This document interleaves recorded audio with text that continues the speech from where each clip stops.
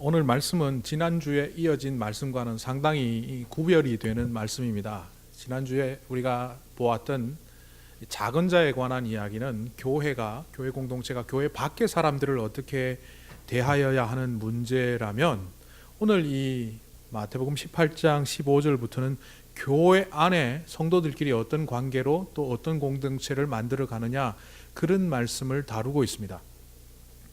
15절에 이렇게 시작합니다. 내 형제가 너에게 죄를 짓거든. 여기서 말하는 이 형제는 각주에 보면, 우리가 보는 성경의 각주에 보면 신도, 성도라고 되어 있습니다. 그러니까 이 형제는 교회 안에 우리가 같이 신앙생활하는 사람들을 말합니다.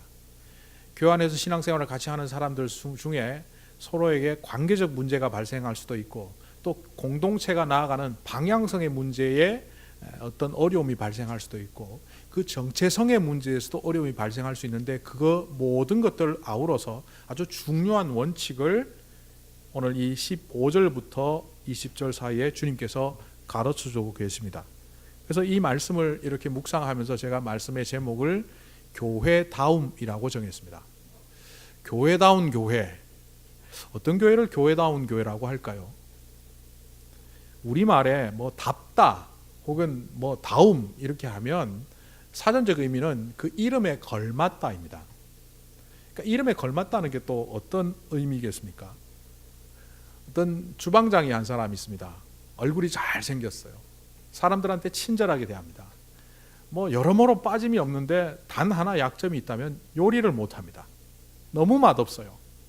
그런데 어떤 주방장이 하나 있는데, 이 요리사는 뭐 키도 작고 얼굴도 그렇게 잘생긴 편이 아니고 성격도 안 좋아요. 그런데 음식 하나만은 둘이 먹다 하나 죽어도 모를 만큼 맛있게 합니다. 자, 둘 중에 어떤 사람이 요리사답습니까? 어렵군요. 어떤 의사가 있습니다. 의사도 비슷한 예로 들어보면 사람관계 잘하고 또 인정도 많고 얼굴도 잘생겼는데 맹장염을 갖다가 위염이라고 하지를 않나, 관절이 나빠서 갔더니만 무좀이라고 하지를 않나, 의술이 엉망입니다. 반면에 성격 깐깐하고 생긴 것도 별론데 의술 하나만은 100명이 와도 100명의 병명을 다 제대로 진단하고 고치는 사람이 있다면 누가 의사답습니까? 앞에 주방장이나 의사나 의사답다, 주방장답다라고 하는 그 말 속에는 주방장은 요리를 잘해야 되고 의사는 치료를 잘해야 된다는 것이 전제되어 있습니다. 자, 조금 더 어려운 문제를 내볼까요? 어떤 의사가 정말 의술을 잘하는데 돈을 안 갖고 오면 절대로 치료해 주지 않습니다. 심지어는 옆에서 사람이 죽어나더라도 의료보험이 없거나 돈을 안 갖고 온 사람이라면 치료를 안 한다면 그 사람은 과연 의사답습니까?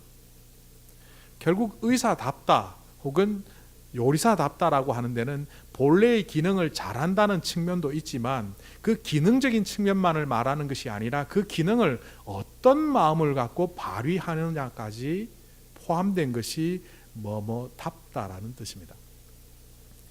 의사나 주방장은 좀 쉬워요. 사람들이 다 쉽게 답을 찾아갑니다. 그런데 여러분, 목사답다라고 할 때 그 목사답다는 것은 어떤 의미이겠습니까? 어떤 분들은 그럽니다. 목사는 사랑이 많아야 된다 그러고, 목사는 말씀을 잘 가르쳐야 된다고 하고, 목사는 많은 사람들에게 방향을 잘 지시하는, 잘 가르쳐 줄 수 있는 지도자라야 된다.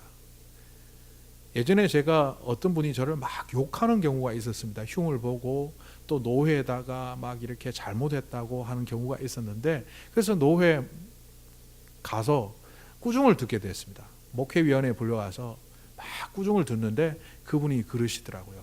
뭐 설교만 잘한다며? 저 깜짝 놀랐어요. 저를 안 좋아하시는 분이 노회에다가 설교만 잘한다고 얘기를 했습니다. 좀 말하기 민망합니다만은 그때 저는 마음이 따뜻해지더라고요. 갑자기 목사에게 있어서 말씀을 잘 전하면 그 된 것 아닌가? 설교를 잘하고 말씀을 잘 전하는 것이 기능적인 측면이라면, 저는 그때 몰랐던 것이 뭐냐 하면 그 기능을 어떤 마음으로 행하고 있느냐가 아주 중요하더라고요.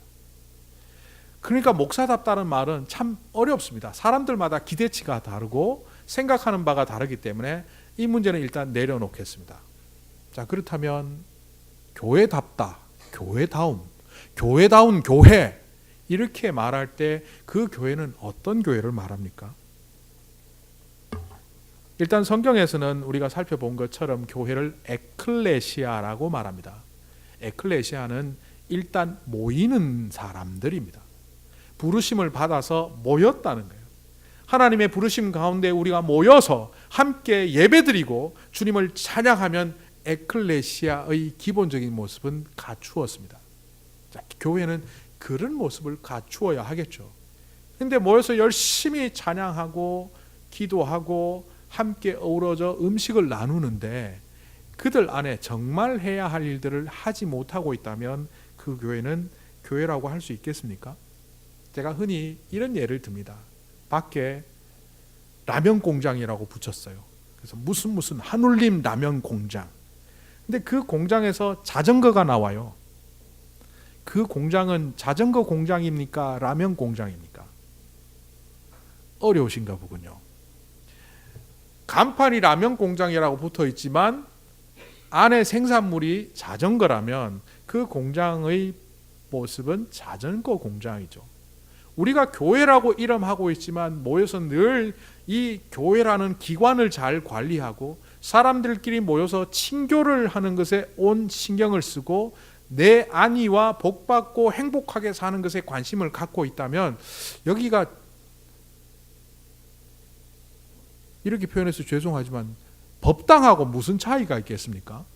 거기도 복받고 사람들끼리 모여서 음식 나누고 함께 모여 교제하는데 단지 하나님의 이름으로 모여서 하나님을 찬양하니까 그 차이로 우리를 교회라고만 말하기에는 좀 부족하지 않겠습니까?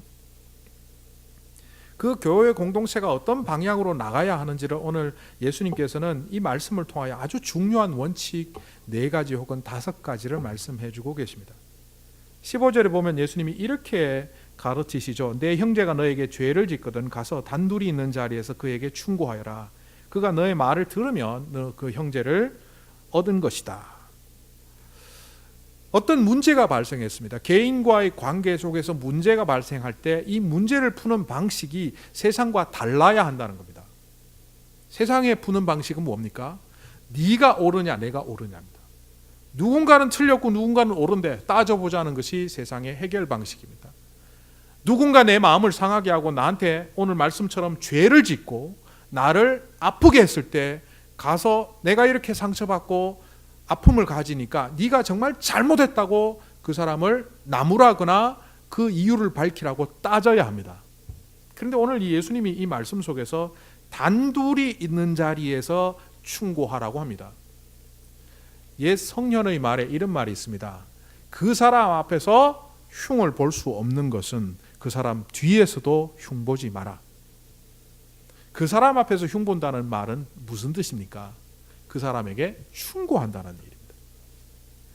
결국 예수님께서는 단둘이 가서 그 사람에게 충고하라고 했는데 이 충고에 초점이 있는 것이 아니라 단둘이 만나서입니다.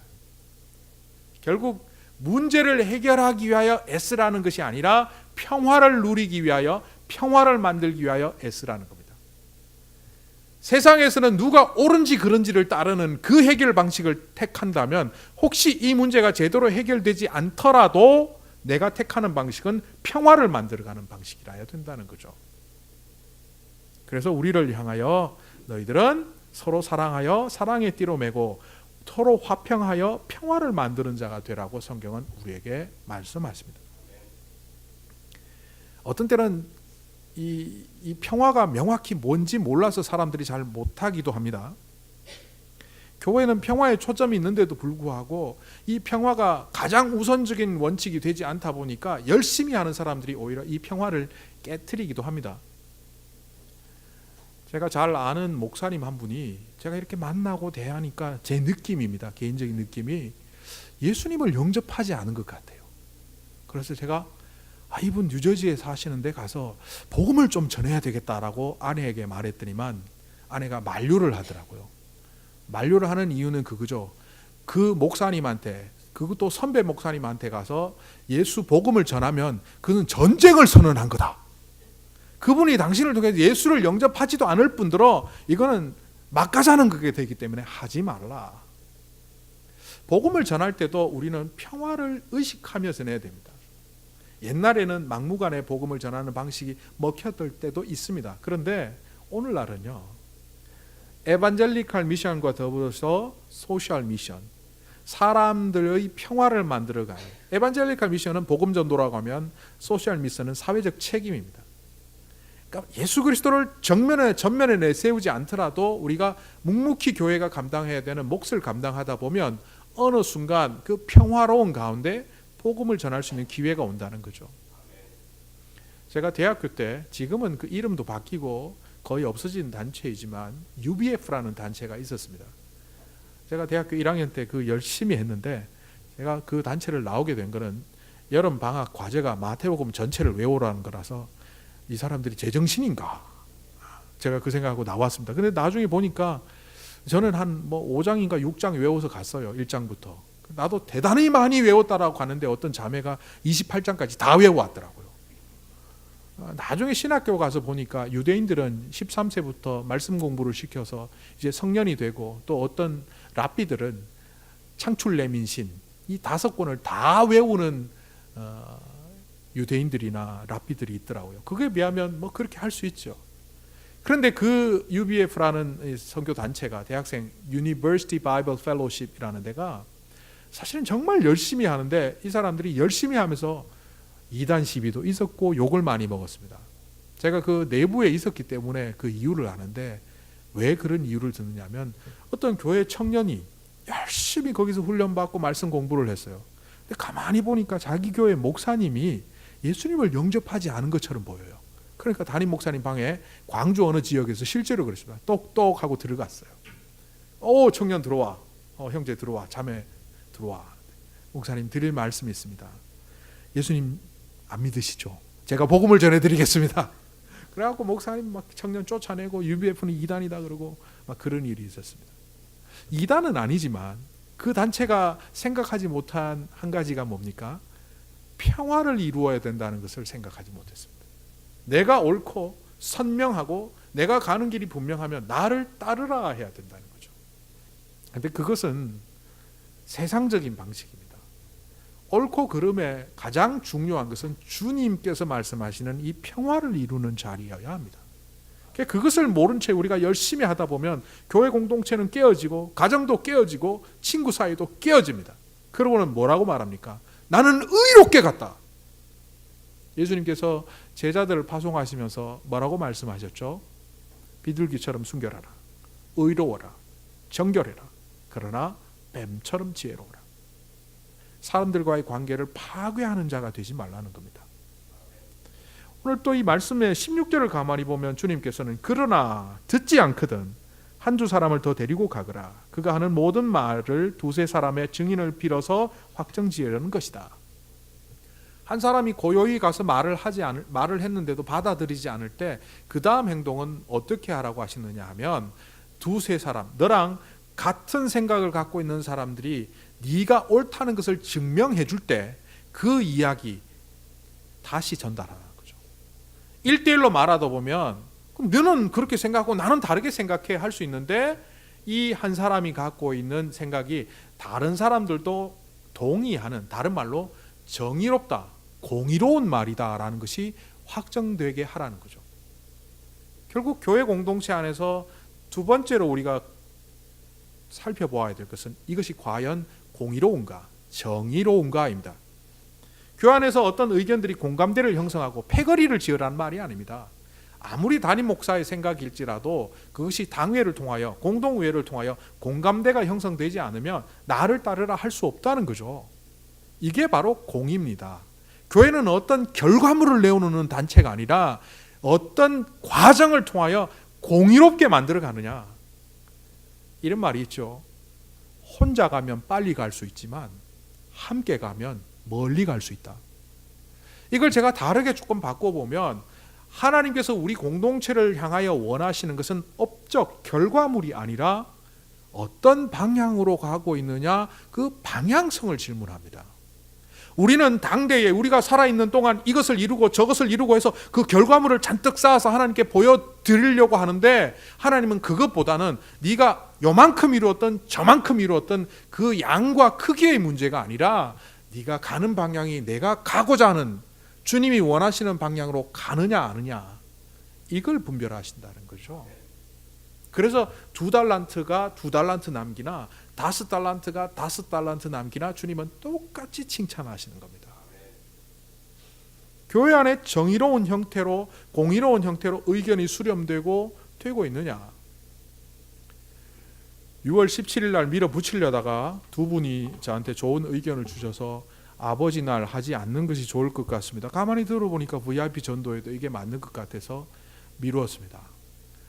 제 이런 모습은 과거에 저를 아는 사람들이 볼 때 잘 못 본 모습입니다.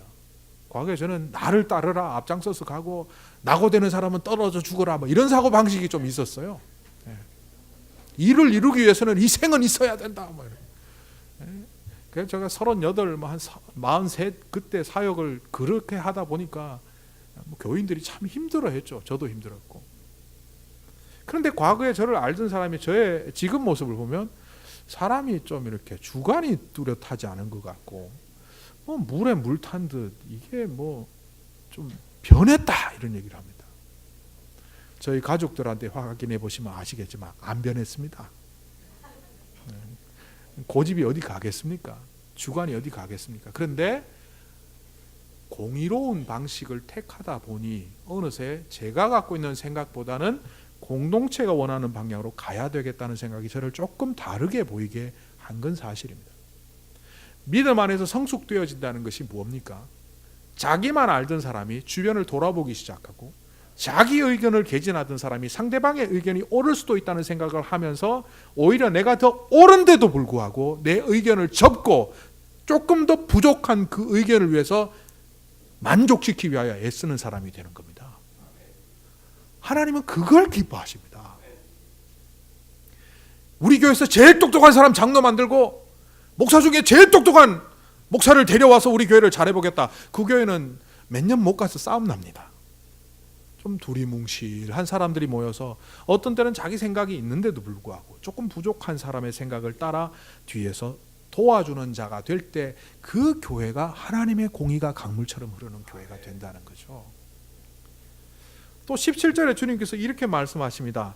또 그러나 그 형제가 그들의 말도 듣지 않거든 교회에 말하여 교회의 말조차 듣지 않거든 그를 이방 사람이나 세리와 같이 여겨라.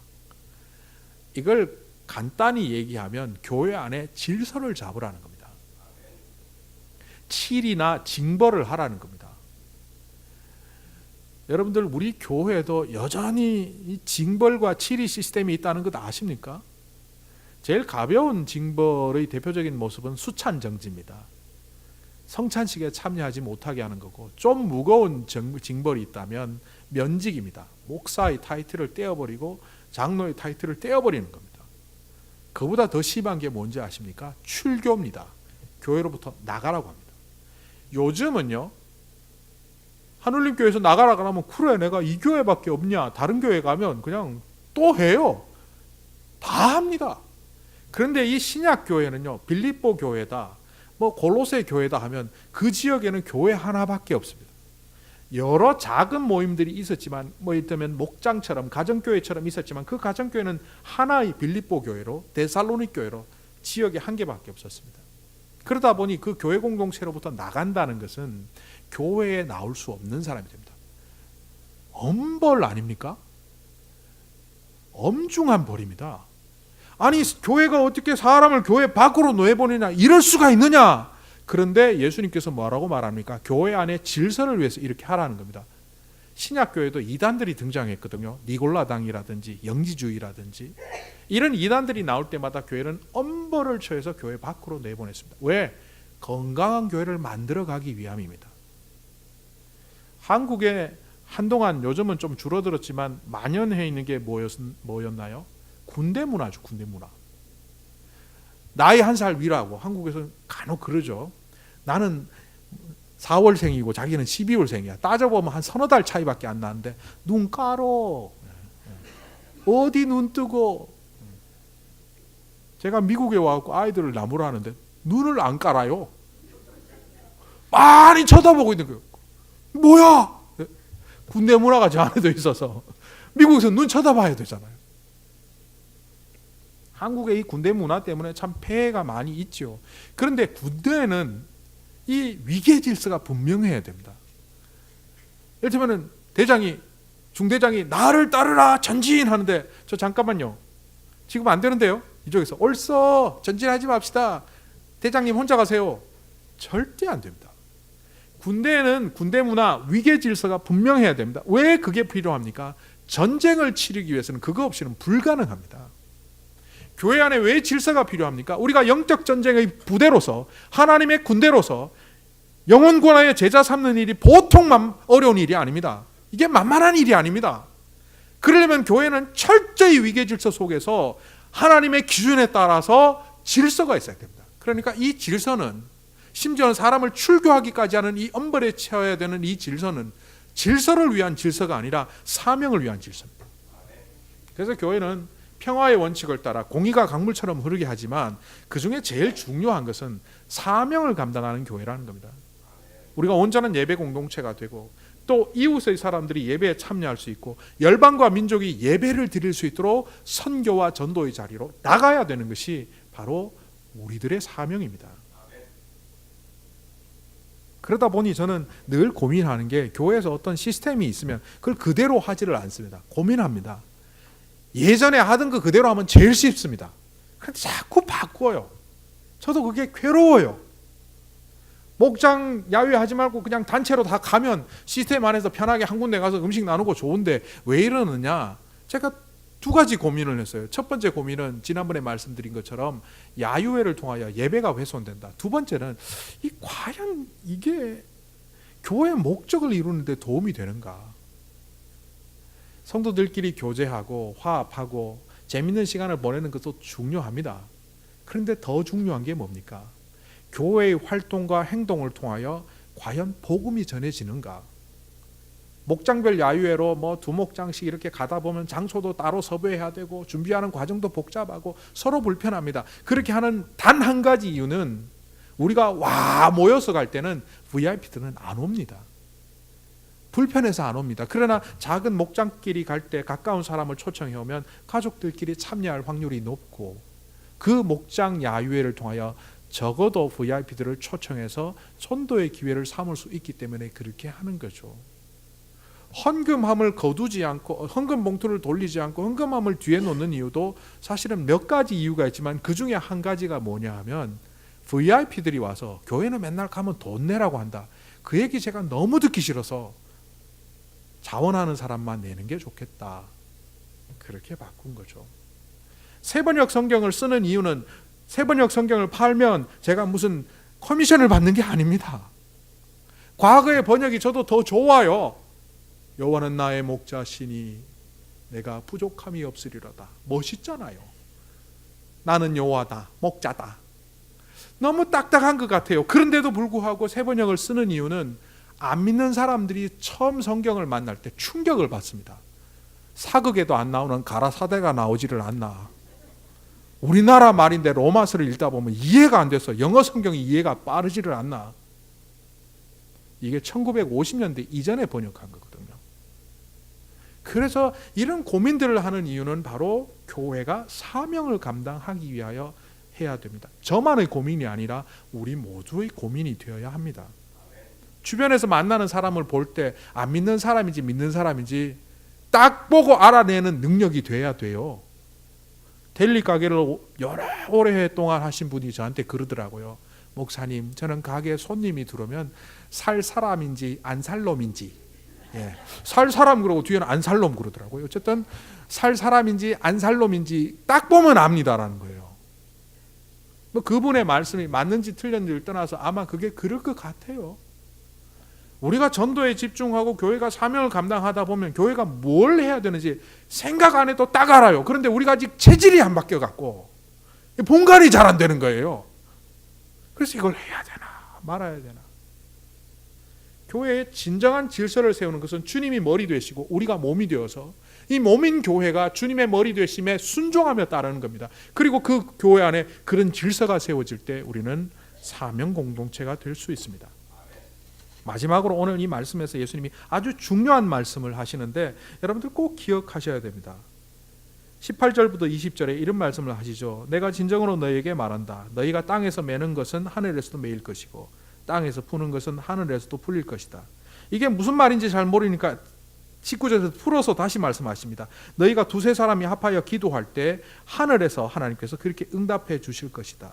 그러면서 핵심을 다시 짚어줍니다. 내 이름으로 두세 사람이 모인 곳에 나도 그들 중에 있으리라. 제일 중요한 교회의 본질을 여기서 말씀하십니다. 이게 뭐냐면 하나님의 임재입니다. 그런데 우리가 오해하지 말아야 되는 건요, 18절입니다. 우리가 땅에서 매면 하늘에서도 매일 것이고 땅에서 풀면 하늘에서도 풀릴 것이다. 하나님이 우리가 시키는 대로 하시겠다는 게 아닙니다. 하나님의 임재가 있는 공동체를 통하여서는 하늘 문이 열려 그 하늘의 일이 이 땅에서 이루어진다는 거예요. 그런데 이거 어디서 본 거 아닙니까? 이게 마태복음 16장 18절에 그대로, 19절에 그대로 있습니다. 뭐냐 하면 베드로가 주는 그리스도시요 살아계신 하나님의 아들이다 이렇게 고백하고 나니까 하나님이, 예수님께서 기쁘셔서 너는 이제 이름을 베드로라고 해라. 그전에는 시몬이었거든요. 본명이 반석 위에 교회를 지을 것이다 이런 이름으로 베드로를 주시고 하나님의 나라의 열쇠를 주겠다. 그래서 네가 땅에서 매면 하늘에서도 매일 것이고 땅에서 풀면 하늘에서도 풀릴 것이다. 중세교회는 이 말을 착각했어요. 이 마태복음 16장 말씀이 땅에서 매면 하늘에서 매일 것이고 땅에서 풀면 하늘에서 풀릴 것이다. 하나님 나라의 열쇠를 베드로 개인에게 줬다고 착각했어요. 그래서 지금도 로마 교황청은 일대 교황 베드로, 그 베드로 위에 교회를 세우겠다고 베드로 시신을 어디서 찾아왔는지 알 수도 없지만 그 시신을 성 바티칸 그 베드로 성당 밑에다가 묻어놨다고 얘기하잖아요. 근데 과학적으로 조금만 생각해 보세요. 베드로가 죽었을 때가 1세기인데요. 그리고 1000년도 더 지나서 성 바티칸 그 베드로 성당을 지었는데 그 시신이 어디서 찾아줘요? 베드로가 유명한 사람도 아니고 또 십자가에 꺾을려서 불에 화형당했다고 하는데 그 남아있는 조각이 어디로 갔을까요? 없어요. 그러니까 제가 카톨릭을 공격하자는 게 아니라 카톨릭이 잘못 이 말씀을 본다는 거예요. 개인에게 하늘의 키를 주신 것이 아니라 우리 교회 공동체에 주셨다는 거예요. 그래서 오늘 이 마태복음 18장 18절에서는 복수로 씁니다. 너희들에게 하늘에 풀리거나 묶이는 권세를 줬다는 거예요. 교회 공동체에 무엇을 주셨다고요? 하나님의 임재를 경험하는 그 공동체라면 키를 열어 하늘의 문을 열어서 많은 사람들에게 하늘의 복을 흘러가게 하는 그런 공동체가 되게 하겠다는 겁니다. 그러기 위하여 우리 교회에는 주님의 임재가 가득해야 됩니다. 교회답다, 교회다운 교회다, 교회다움이라는 것이 뭘까요? 오늘 주님께서는 이 말씀을 통하여 우리에게 분명하게 전해주십니다. 그 교회는 평화를 만들어가고 문제 해결보다는 평화를 공고히 세우는 공동체가 되어야 된다 말씀하십니다. 게다가 그 평화는 공의라는 통로를 통해서 흘러가야 된다는 겁니다. 그럴 때 그 공동체는 질서가 잡혀서 하나님의 사명을 감당하는 교회가 되고, 그런 교회야말로 인간이 주인 되는 교회가 아니라 하나님의 임재 속에서 하나님이 주인 되는 교회가 된다는 겁니다. 바로 그 교회가 교회다운 교회입니다. 제가 이렇게 말씀을 준비를 끝내고 보니까 목사다운 목사가 목사답다는 게 뭔지 명확해지더라고요. 사람이 인정이 많다. 사람들이 설교를 잘한다. 그 어떤 사람들이 참 인물 잘났다. 아무 소용없어요. 저는 거기 해당 사항도 없지만 진짜 저에게 필요한 것은 하나님의 임재가 있는지, 주님의 평화와 공의와 사명을 감당하는지, 바로 그 질문에 대답하면 제가 어떤 목사인지 구분이 되죠. 똑같이 성도다운 성도, 어떤 성도가 제대로 된 성도입니까? 질문하면 이거를 그대로 적용할 수 있죠. 하나님의 임재가 있는 삶을 사는가? 하나님의 평화를 이루기 위하여, 공의를 흘러가게 하기 위하여, 하나님의 사명을 감당하기 위하여 주님의 질서 속으로 내가 뛰어들고 있는가? 그것이 여러분을 성도답다라고 판별하게 할 것입니다. 어떤 시인의 글에 이런 글이 있죠. 나무는 그 끝이 연약하다. 가지도 끝은 연약하기 그지없고 뿌리도 끝은 연약하기 그지없다. 즉 약하다는 말이죠. 그런데 나무는 그 연약한 끝에 생명이 있으면 생명의 시작이 씨뿌리로부터, 생명의 시작이 연약한 가지로부터 비롯된다. 우리들은 연약한 자들입니다. 하나님의 평화와 공의와 또한 사명을 감당하기도 어려운 자들입니다. 그런데 주님의 생명이 하나님의 임재로 저와 여러분 가운데, 우리 교회 공동체 가운데 임하시면 우리로부터 주님의 나라는 시작됩니다.